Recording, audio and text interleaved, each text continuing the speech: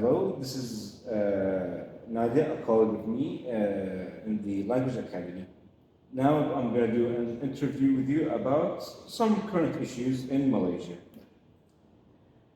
What do you know about past floodings in Malaysia? Pass. See? What do you mean by past? I mean like 10 years ago? 20 years ago? Over the past 5 years, let's say, is it current? Is it always occurring? Okay. Rarely? The situation about flooding in Malaysia, basically, I'm telling you as a Malaysian, as a Johorian, right? Well, Malaysia has two major seasons, hot season and the rainy season. And the rainy season, yes, will eventually lead to flooding. Oh, it will lead to flooding, but there are some period like only from at the end of the year. We call it a monsoon season. So during that monsoon season, the rain will start usually will start coming down for a very long period of time. Usually the monsoon season is around month of October until 1st to 2nd January. January to February. Yeah, that time. So the um the flooding. What you know about flooding, and it will affect people in the area that is highly affected. For example, people who stay around the swamp, or people who stay on the area of uh, A lower eastern land? eastern eastern of Malaysia, because during the monsoon season, that area will attract some kind of the weather things, the aramatangin, like they call it. Aramatangin is like the wind flow around the eastern area of Malaysia. So that area people are most affected. But in Johor Bahru, yeah, people who live in the downside area, which usually on the downside area, people will do an uh, agriculture, which I say about the palm agriculture things. Am I answering question number one? Yeah, we answered question number one. So, Oh no, not yet. I'm not complete. you're not complete? Okay. What do you know? What? Yeah. So basically, that is the current situation. I think to refer back to your question is the past. The past. It is quite similar if you're looking at it that way. But if you're looking at and flooding that caused by the development, it also happening right now around the city area. That doesn't the time doesn't really reflect whether the flood is coming in or not, because it related to if it's heavily rain, then the drainage system will stop and it will flood. So it's That hard to predict. No, not really. Okay. Yeah, that is two kind of flooding. First, because of the season, because of the monsoon season. The second one is because of the drainage system. The drainage system, it depends on whether the rain is heavily pouring down that day or not, and if it regards to the monsoon season, it will refer back to the month. Okay. You kind of answered the second question. Why do you believe there is the main reason of the flooding? and why does the flood happens. And now we're going to talk about the people. What happens to people affected by flooding? Do they just migrate, stay? The government provides shelters. What really happens to them? Yes, if it affected people who live in the lower land area and the house was affected by the flood, the government will intervene very soon because the government in Malaysia, they have the system, alerting system for flooding. So basically, if we can see that the raining started to or during the monsoon season, they will prepare before the monsoon season. So before the monsoon season, yes, they will prepare program, or they will prepare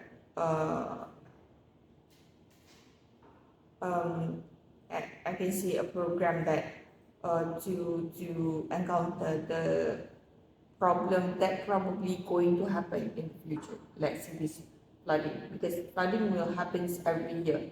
So they will put on a strategy, something, formation before it happens every year. And like excavation strategies.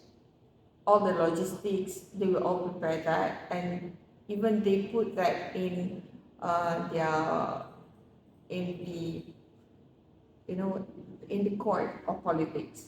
So they will discuss that. They have a section for that to discuss on flooding and they compensate. Government had prepared some housing area to relocate most of the people who stay at the swamp area, let's say. They have one here in the Brow. The location there very popular because it's always flooded when the raining season. So the government provided a house for them. It depends on them if they want to stay there or they want to still stay at the flooding area, because not all people want to move.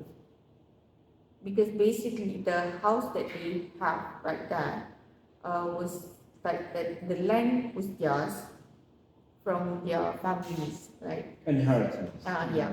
So they doesn't want to move, so they can still stay there during the hot season, like I say, and they can also move to the house provided by the government.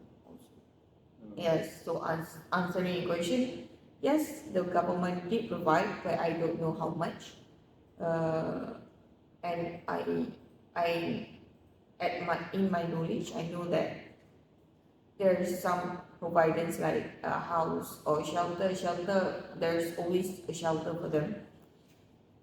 Yeah. Okay. Are there any compensations for the people affected by the flooding? Compensation in terms of money? Yes. You mentioned as a shelter, but as for money, if someone gets affected by flooding, his belongings like a car, his house, his TV, his electrics are going to get affected. So, if it's referring to their goods, the government will not cover that. But if they have insurance for that, yes, some insurance will cover their damages, like cars, house, TV. Their TV got insurance also. The government will only provide food, things that are necessary for them to live. But the goods and the like clothes or something like that. the wear and tear are not covered by the government. Yeah, and in terms. I'm sorry, got cut off. No, it's okay. Yeah. Where am I? Oh, about the money compensate. Yes. I think in terms of monetary is unpopular. So I'm not sure. But in terms of necessity goods, shelter and stuff like that, Yes, government will provide. Okay. As you there's another question, but you kind of already answered. Like, are they enough? You mentioned that they are good enough for necessities only, and we not covering everything. So we can move to the other question. But you can ask me again about the question. What was that? About are they enough about the compensations? Oh, Yeah. of course it's not enough. Of course it's not enough for them, because every time when flood happens, the popular area, let's say the popular area means the area that is most affected, government will send help, of course. And sometimes the NGO also will send people to their house and help them clean up. But if it happens to the unpopular area, let's say we have places here in the ground, minority of them was affected by the flood. Yeah, a government will come and send a boat, something like that, but they will do the house cleaning themselves by the community that, by the help of the community that. It's not, there is no guerrilla movement, like big movement to help them. So there's only small community among them, or just their families. Just so the primary reason is keep people safe, keep them well fed and covered. Yeah, basically the extra goods, it's not depending on the government. It's their own responsibilities. Oh. So, if people are in a places usually get affected by floodings, why don't they just move away, sell their land or their home and go to another place where there is no flooding? I think there's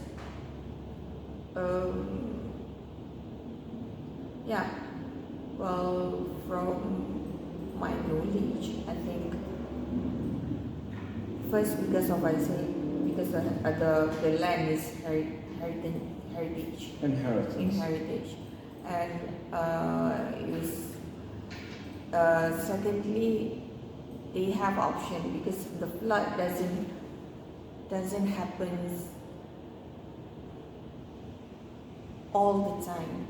They can predict when will they happen. So when it about to happen, they move away first. That is most of the time, but sometimes they cannot predict. But that only happens like 4 to 5 years once.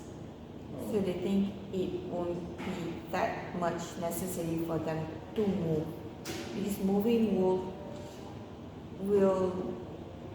need them to plan on logistically. They need to plan on their career if the house is close to the working area, and also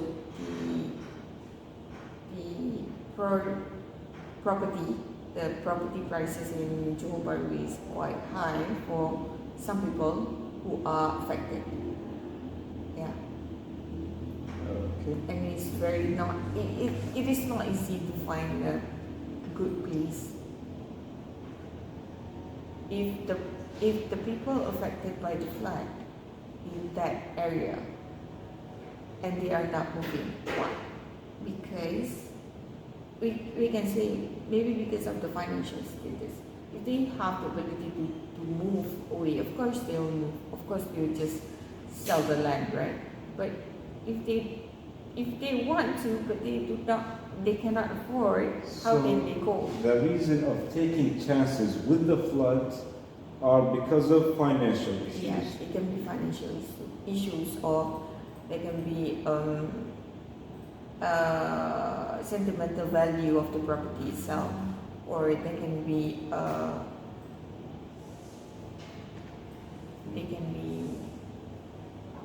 as we mentioned, like other circumstances, like as we mentioned, work, Yeah. knowledge, or relation to the land. Uh-huh. But I noticed one thing. Like for me, I can't leave my house because of my relation with my neighbors. Is it the same here? Like Because of you have relationship with your neighbor? not relationship. Like I cherish them. I consider them as a second family. Okay. Is it another reason why people stay in their houses in Malaysia? No. Why would you? There is another family living in another house. So basically, I think the old people, the old tradition would do something like that, but that is like 30 to 40 years past back. Nowadays, they will not consider they will not put the consideration of them moving away and have their neighbors related to the moving factors, you know. The neighbors will not be included in the one of the factors they are moving up. Because the relation we have with the neighbors nowadays is like the relation we have no friends. It's not. Some part of the Malaysia still treat them like families, but not that close until we put them on week when we are moving away from our house. Okay. But that is very interesting. We can talk about that on later. Okay. If people are warned about flooding, what? No, we kind of answered this question. So, does the flooding affect the economy of the Malay government? Yes. I can see. I read something on the news. Yes, it will affect, and they will also do the counter effect plan, the counter plan every year before it happens. I think it will affect in terms of transportation system, the logistic. When there's flood, it's hard for the lorry or the heavy Typical trucks, the essential, the food, the tradings get affected by that. yes, in terms of logistically, and also in terms of it can bring a good effect and also can bring a bad effect. The good one would be the logistic, the transportation movements. But the good side effect of it, it can be the business of, you know, umbrella business can get quite other business related to flood that you know, that is the goodness of it if you trying to see it on the good perspective of it. Okay. So, does the states affected by the floods? That's right. Not so. Okay. So, does the states affected by the floods most frequently, States. like Johor Bahru, Uh-huh. or Malacca, do the states get affected by flood? Kind of most impacted financially? Financially, Yes. it depends on the area. I noticed floodings and rainings affect the agriculture. What measures do people take? When I say agriculture, I mean the plant farming, vegetables, fruits, and the meat industry, like chickens and cow, and lamb. Mm. it depends on the people. Am I answering this in the perspective of Johorian, or in the perspective of my own self, or in the perspective of me as a family? You can answer whatever you want. Like, let's start with a Johorian. Oh, see. I cannot see. Okay, let's say me as a person first, right? I will it affect that person? Sorry, get the question. Okay, so floodings and raining affect the agriculture. Uh-huh. What measures do people take? Oh. Like you, as a Johorian, you know that there's a flood coming. You know it's going to affect the transportation, the plants, everything. So what measures do you take? Like, do you prepare? You're not affected by flood. Your house is not going to get flooded, but the vegetables and the meats are going to get either pricey or not going to be available. What measurements are you going to take? I think most, if Johorian, okay, I understand the question, but I cannot answer as a Johorian. I can only answer as me. Can I answer as me? Okay, as what suits you. Okay. Well, I think for me and my family, we, whether or not if it's rainy or if it's flooding, we will eat and we will consume whatever it is that we need to consume. So even the price is up or even the price is low, we don't mind. We are not sensitive about the pricing, because we have to eat, so we just buy even if it's pricey or not. But in terms is but we can see that what is available on the market and what is not available in the market. So we will basically just buy anything that is available in the market for us. There is no such thing as we have to eat these vegetables on these days. We have to eat chicken every how many days a year. No, basically, it's probably going to affect. It's probably going to affect the amount of fish that we eat. Fish? Yes. Why?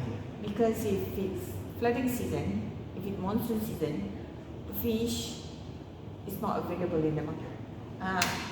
Yeah. But the water is risen, so more water isn't. More water meaning the fish is getting hard to be catch. You know, the more water. If it's flooding and the season is changing up here, it's also something that happen down there. Yes. So the fish is not reacting as the same as the month that is not in monsoon, you know. So the price of the fish will be high. So some people who pricing is sensitive to them, they will not eat fish that time. They will eat something else. They will eat chicken, and if the chicken sectors is also affected, they will. Yeah, I don't know what they'll eat. What will be? I don't know what people eat other than chicken. I don't know. Yeah, you made me think. But the price of the fish will be very spike, even in restaurant. Usually the price of fish around 4 to 5 ringgit for one fish, right? And they will spike that 10 ringgit, double the price in restaurant for one cut of fish, cooked fish. In the market, I don't know. I don't go buy in the market. I don't cook. Sadly, I still don't know the prices yet. Yeah. Anything else? We mentioned the rain and floodings affecting the agriculture prices right now. So I noticed when going to shops and malls and everywhere else here, I noticed most of the meat is imported here in Malaysia. What about the Malaysian meat? Okay. What would I say? You see? Yeah, no What did problem. I say? You said something about the meat is imported, but the fish is exported. Okay. What happened in Malaysia? What happened here? Sometimes, most of the time, the good that produce inside, that the country produce goods will be exported outside. So the goods that we sell here in the country, the goods that we sell here in the country sometimes was exported, because the goods that we produce here in the country will be exported. First, the reason of it, I can see maybe because the production cost will be lower. They produce it in a very lower price. So when they sell it outside, they can get the margin will be higher, because they can sell it in a pricey price. If they sell it here around the local, the margin will be very low. Hence, that is the intervention by the government to sell what the country produce outside and bring what is outside inside. Okay. Like example, for example, what we have the situation in the eastern part of Malaysia. Eastern part of Malaysia is very popular in producing fisherman goods, like fish, like sotong, pearls. Sotong is squid, crabs. But surprisingly, if you go to the eastern part of Malaysia, if you eat seafood there, the seafood will be so high, the price will be high. And they claim it because the food is fresh, but actually it depends on the places, but some places claim it because it's fresh, but some is no, it's not that. It's not as fresh as they claim it was. It is quite similar as what it is here in Johor Bahru. That is because the production of fish, the fresh fish, they will export it somewhere, like to KL or to somewhere, so that they can have a higher margin of profit. Yes. I noticed another thing. The prices are differentiate from an area to an area. Like I'm staying in Deng and Degere. Yeah. That is high living It's cost. higher. I have another friend who lives in Taman University. There's a huge difference in prices. Like for the chicken breast, I noticed 6 ringgits per kilo difference. Like it's not very cheap. It's not like 2 ringgit. It's not worth it. The price difference is huge. Why? Again, it depends on the property area. If the area like Danabe, you say the area of Danabe, the property price around there is quite high. So the people who live there considered people who are in, they call it, we have a class of Middle class, poor class. no, we don't call it that. Oh. We call you call B40, B M something. You have a special coding for that? Yes, it is to differentiate the fare of people, the wages of people. Because if you are B40, meaning you make 4,000 per month and below. So for B40, people will get more opportunity to be helped by the government. So that is why it was classified by that term, so that the government can have intervention in terms of helping them living. For the people who are like M20 is for people who the household has made 20,000 per month, 20,000 ringgit per month. So that is considered people with high level income.